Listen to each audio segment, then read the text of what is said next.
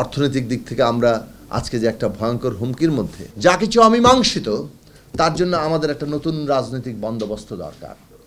কেননা আমরা ওই যে সকলকে ধারণ করার যে রাজনৈতিক বন্দোবস্ত তৈরির প্রয়োজনীয়তা, সেটাকে অস্বীকার করা হয়েছে।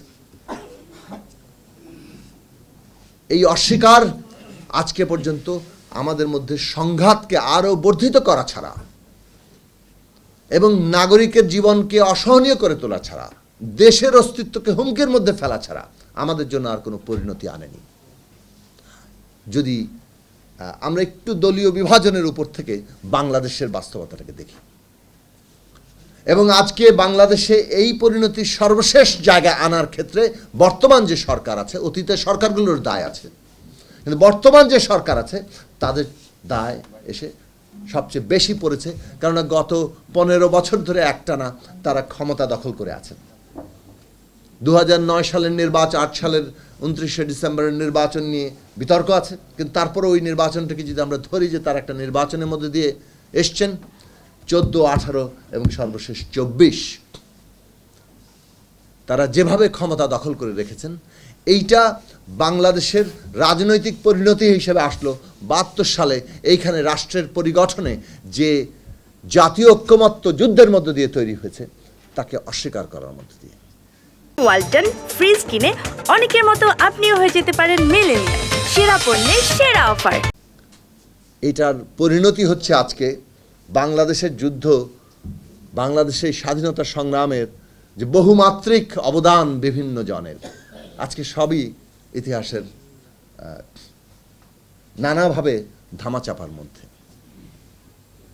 তো আমরা আবারও এই প্রসঙ্গটা তুলব যে বাংলাদেশের দুর্গতি, সেটা যে কোনো জায়গা থেকে দেখুন, অর্থনৈতিক দিক থেকে আমরা আজকে যে একটা ভয়ঙ্কর হুমকির মধ্যে, এটা কেন এসছে?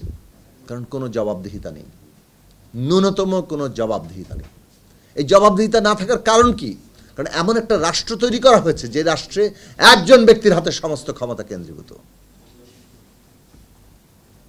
এবং সেই রাষ্ট্রটার পরিণতি এই জায়গায় যে এখন ভোট ছাড়া আমি তো ডেভেলপমেন্ট দিচ্ছি বলে আমরা ক্ষমতায় থাকতে পারি, ক্ষমতা থেকে নিজেকে বৈধতা ঘোষণা করতে পারি,